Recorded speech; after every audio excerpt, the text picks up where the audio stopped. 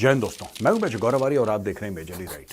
Antony Blinken, the US secretary of state, ये फिर चले गए चीन। ये एक दो बार पहले भी जा चुके हैं हाल फिलहाल में दोस्तों। ये पता नहीं क्यों चीन जाते हैं, क्या कन्विंस करने के लिए जाते हैं, और चाइनीज मीडिया पूरे भरपूर तरीके से इनकी विजिट को कवर करता है। कई सारी चीजें हैं, कई सारे इख्तलाफात हैं दोनों के बीच में, चाइना और अमेरिका के बीच में कई सारी दुश्मनियां हैं, लेकिन ट्रेड भी इनकी अरबों डॉलर की है। तो एंटनी ब्लिंकन फिर जा क्यों रहे हैं चाइना, ये समझना बहुत जरूरी है दोस्तों, क्योंकि अमेरिका अब उतना शक्तिशाली नहीं रहा जितना पहले था। एक जमाना ऐसा था अमेरिका भाव नहीं देता चाइना को, अमेरिका भाव नहीं देता। अब ऐसा लगता है कि हर तीसरे चौथे महीने एंटनी ब्लिंकन साहब पहुंचे रहते हैं बीजिंग कि यार ये कर लो, इतना लड़ाई झगड़े से क्या फायदा। और वहां पे चाइना ज्ञान पे ज्ञान बांट रहा है और अमेरिका को दे रहा है। ऐसा नहीं है कि अमेरिकन ने जाके चाइना में जाके उनको धमकी दी है कि तुम ठीक हो जाओ और ठीक नहीं हुए तो फिर देख लेना, ऐसा कुछ भी नहीं है। जिस भाव से जिस इमोशन के साथ एंटनी ब्लिंकन बात करते हैं, ऐसा लगता है कि अमेरिका थोड़ा सा चीन से परेशान है। और जब चीन को यह पता लगता है कि अमेरिका परेशान है, चीन थोड़ा सा और आक्रामक हो जाता है। मैं अमेरिकन को कुछ समझाने की कोशिश करता हूं, बोल मैं हिंदी रहा हूं, लेकिन वो जो एनआरआईज है वहां पे, वो हिंदी भली भांति समझते हैं, हिंदी से परिचित हैं, वो समझाएंगे अपने लोगों को। दोस्तों एक बात ध्यान रखिएगा, चाइना को फेस करने का तरीका है जो भारत वाले समझते हैं अच्छी तरीके से। आप कभी भारत में गली मोहल्लों में अगर आप गाड़ी चलाएंगे तो पीछे आप देखेंगे कि 4-5 कुत्ते आपकी गाड़ी के पीछे भागना शुरू कर देते हैं। और अगर आप बाइक पे या किसी स्कूटी पे निकल गए तो फिर आपके पैर को काटने की कोशिश करते हैं, या ऐसा दिखाते हैं कि आपके पैर को काट खाएंगे वो। तो आप डर के मारे और तेज स्कूटी चलाते हैं। आपकी बॉडी एक हार्मोन सेक्रेट करती है जिसको फियर हार्मोन कहते हैं। जब आपको डर लगता है तो आपकी बॉडी एक केमिकल सेक्रेट करती है जिसको लोग कहते हैं कि कुत्ते सूंघ लेते हैं। लेकिन कभी कोशिश करिएगा, आप अपनी गाड़ी उसी वक्त रोक लीजिए, गाड़ी से उतर जाइए नीचे और कुत्तों की तरफ जरा मुड़ के देखिए, वही कुत्ते दुम दबाकर भाग जाएंगे। एंटनी ब्लिंकन, या फिर मैं कह दूं कि अमेरिका स्कूटी चला रहा है और ये जो कुत्तों का झुंड है ये चाइना है। They can smell the fear hormones of the Americans. वो फियर हार्मोन्स जो हैं वो स्मेल कर सकते हैं और फिर वो उसके ऊपर रिएक्ट करते हैं।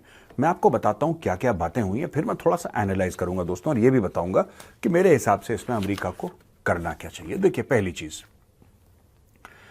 यार चाइना ये कहता है कि willingness to engage in competition. China ये कहता है कि साहब आप कंपटीशन में, हम चाहते हैं कि कंपटीशन हो अमेरिका के साथ। अच्छा, सुनने में ये बात बुरी नहीं लगती, सुनने में बात अच्छी लगती है, लेकिन चाइना को यह पता है कि चाइना बोल क्या रहा है, और अमेरिका को भी पता है कि चाइना क्या बोल रहा है। अमेरिका चाइना के साथ कम से कम मैन्युफैक्चरिंग में कंपटीशन कर ही नहीं सकता।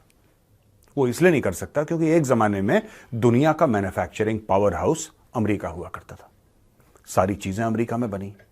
फिर जैसे जैसे अमेरिका के पास पैसा आया, जैसे जैसे अमेरिका सोल सुपर पावर बना वर्ल्ड का, खास तौर से सोवियत रूस के टूटने के बाद, जब सोवियत रूस टूट गया फिर रशिया बना और 13-14 और मुल्क बने, टोटल 15 मुल्क बन गए। अमेरिका की ठाट हो गई। अमेरिका ने बोला यार ये छोटी चीजें, ये वॉशिंग मशीन, ये motorcycle, car, cycle, microwave, TV, fridge, ये हमारा काम है बनाना, हम ऐसी छोटी हरकतें करेंगे नहीं, हम तो दुनिया भर के सुपर पावर हैं। एक काम करते हैं, अरे चाइना बड़ा उछल रहा है, ये काम चाइना को दो, सस्ते में बनाएगा, 1/10 ऑफ द कॉस्ट में, 1/10 ऑफ द कॉस्ट में चाइना बनाएगा, ठीक ठाक क्वालिटी देगा, इससे करवाओ। हम एक खास किस्म के काम करेंगे, हमें हल्के काम नहीं करेंगे। तो ये काम चाइना को कर दिया आउटसोर्स। चाइना ने अपना 30-40 सालों में दोस्तों एक जबरदस्त इकोसिस्टम बना लिया, एक जबरदस्त सप्लाई चेन बना ली, और चाइना में हर एक चीज बनने लग गई।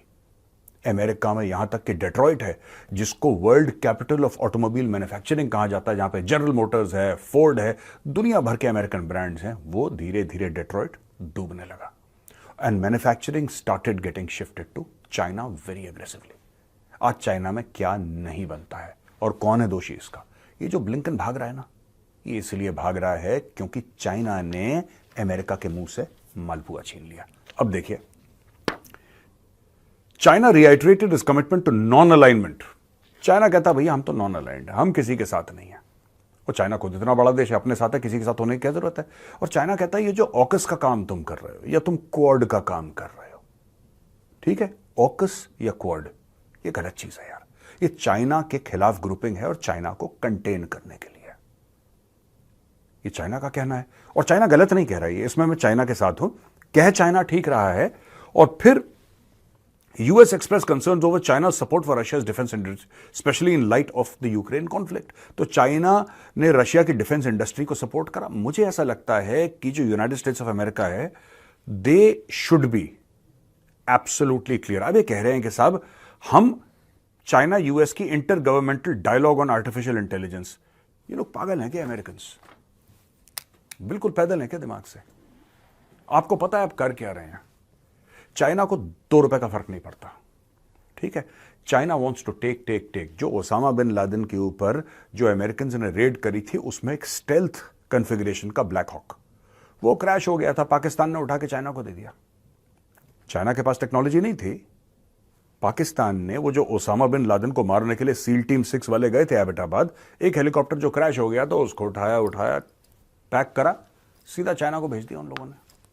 चाइना को भेजा, चाइना को भेजने के बाद वहां पे चाइना ने देखा इसके स्टेल्थ कैरेक्टरिस्टिक्स क्या हैं, आज की तारीख में चाइना ने बना लिया। चाइना यही कर रहा है भाई, जो अमेरिका जानबूझ के छोड़ कर गया था $85 अरब के हथियार, $85 अरब के हथियार जो छोड़ कर गया था, उसमें कुछ ऐसे भी हथियार थे जो कि राइफल और मशीन गन से कहीं ज्यादा थे। सबके 10-10 मॉडल पैक करके पाकिस्तान ने सीधे भेजे चाइना। चाइना ने सबकी रिवर्स इंजीनियरिंग करी। चाइना यही करता है। यहां पे आप ये कह रहे हैं कि AI के ऊपर आप चाइना के साथ एक इंटर गवर्नमेंटल बॉडी बनाएंगे। दोस्तों, चाइना में इन्वेंशंस नहीं होते। बहुत बहुत साल पहले, 1000 से ऊपर साल पहले, चाइना ने गन पाउडर बनाया, चाइना ने पेपर बनाया, जिस पेपर पे हम लिखते हैं वो चाइनीज की इजाद है। जो बारूद है वो चाइनीज की इजाद है, ये चाइना ने बनाया। लेकिन उसके बाद चाइना ने कुछ बनाया नहीं। आज की तारीख में हर चीज, कोई ऐसा पैटेंट नहीं है अमेरिका का जो कि इंपॉर्टेंट है जो चाइना ने वायलेट ना करा हो। और चाइना की साख बन गई है। और अमेरिका को यह समझ में नहीं आ रहा कि चाइना के साथ डील कैसे करें। ये जो यूनिवर्सिटी में प्रोटेस्ट चल रहे हैं, मैं ये चाहूंगा कि अमेरिकन जो NRI हैं वो जरा बोलें अपने कांग्रेसमैन को, वो अपने सेनेटर्स को जाके बोलें कि इन्वेस्टिगेट करिए। ये जो लेफ्ट रेडिकल्स हैं दोस्तों, इसको कहा गया है वाटरमेलन कोएलिशन। मैं आपको कॉन्सेप्ट समझाता हूं वाटरमेलन कोएलिशन का। वाटरमेलन कोएलिशन क्या होता है? वाटरमेलन होता है दोस्तों ऊपर से ग्रीन, हरा रंग है इस्लाम का, ठीक है। ये कॉन्सेप्ट है, मेरा बनाया हुआ कॉन्सेप्ट नहीं है, मैं कॉन्सेप्ट समझा रहा हूं आपको। तो इसको ओन करते हैं रेडिकल इस्लामिस्ट। और लाल रंग है वामपंथियों का, यानी कि कम्युनिस्ट का। तो इसको कहते हैं तरबूज, यानी कि वाटरमेलन कोएलिशन। ये दोनों मिल गए हैं, एक्सट्रीम लेफ्ट और रेडिकल इस्लामिस्ट, और उन्होंने अमेरिका के दिल पे वार करा है। ये जो यूनिवर्सिटीज हैं, जहां पे 100 से ज्यादा यूनिवर्सिटीज हैं जहां पे स्टूडेंट्स प्रोटेस्ट कर रहे हैं, मास प्रोटेस्ट अमेरिका में हो रहे हैं, ये कैसे हो रहा है यार? ये कैसे फैल गया? क्या हो गया? वो कह रहे हैं कि फिलिस्तीनियों के ऊपर बड़ी प्रॉब्लम है यार, फिलिस्तीनियों के ऊपर, फिलिस्तीनियों के खिलाफ जेनोसाइड हो रहा है, मारा जा रहा है, ये हो रहा है। ये सारे के सारे कह रहे हैं। लेकिन क्या यही स्टूडेंट्स ने प्रोटेस्ट करा था जब रूस ने यूक्रेन के अंदर अटैक करा था इन लोगों ने? नहीं। यमन और सीरिया में कितने लोग मर गए? लाखों की तादाद में मर गए। किसी एक स्टूडेंट ने चूतक करी?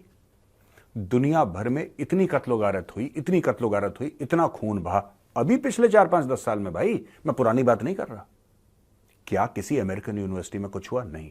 पर जब बात अमेरिका की होती है, जब बात ऐसी होती है कि जिससे अमेरिका के अंदर फसाद फैलाया जा सके, तब आप देखेंगे इसके पीछे खड़ा है चीन। मैं इनकरेज करूंगा, मैं चाहूंगा कि FBI और होमलैंड सिक्योरिटी इसको इन्वेस्टिगेट करे। और जो इंडियंस हैं, NRIs, आप जरा लिखिए, अमेरिकन गवर्नमेंट को लिखिए, आप इनसे बताइए कि कौन कौन है ये लोग, इसके पीछे कौन है। आपको क्या लगता है बिना फंडिंग के ये हो पाएगा? ये बिना कोऑर्डिनेशन के हो पाएगा? कौन है जो इसको फंड कर रहा है? कौन है जो इसको कोऑर्डिनेट कर रहा है? अचानक 100 यूनिवर्सिटीज में आग की तरह फैल गया। ये क्या कोई यूनिवर्सिटीज का कोई व्हाट्सएप ग्रुप है कि भैया कल से 8 बजे से हम शुरू हो जाएंगे? Who is doing all of this? ये सोचने वाली बात है। ये गॉडफादर है दोस्तों किताब। मारियो पूजो की लिखी हुई one of the most highly sold books. तो उसमें गॉडफादर जो है वीतो कोरलियोनी वो कुछ कहता है, लेकिन ओरिजिनल जो कोट है ना वो इयन फ्लेमिंग का है दोस्तों। इयन फ्लेमिंग वो था जिसने जेम्स बॉन्ड की किताबें लिखी थी, तो उसी चीज को एक तरीके से गॉडफादर ने कोट करा है वीतो कोरलियोनी ने गॉडफादर की किताब में। लेकिन मैं आपको ओरिजिनल कोट बताता हूं। ओरिजिनल कोट इयन फ्लेमिंग का कहते हैं कि first time it is an incident, the second time it is a coincidence, third time it is enemy action. दोस्तों वही चीज मेरे पहले सीओ 17 कुमाऊं में मेरे पहले सीओ थे कर्नल कौशलेंद्र पाठक, वो कहा करते थे। पता है कर्नल पाठक सर क्या कहते थे? प्रभु उनकी आत्मा को शांति दे, इस दुनिया में नहीं रहे। तो कर्नल साहब ये कहते थे कि अगर पहली बार कोई चीज हो ना वो हादसा है, दूसरी बार हो वो इत्तेफाक, लेकिन अगर वही चीज तीसरी बार हो तो वो साजिश है।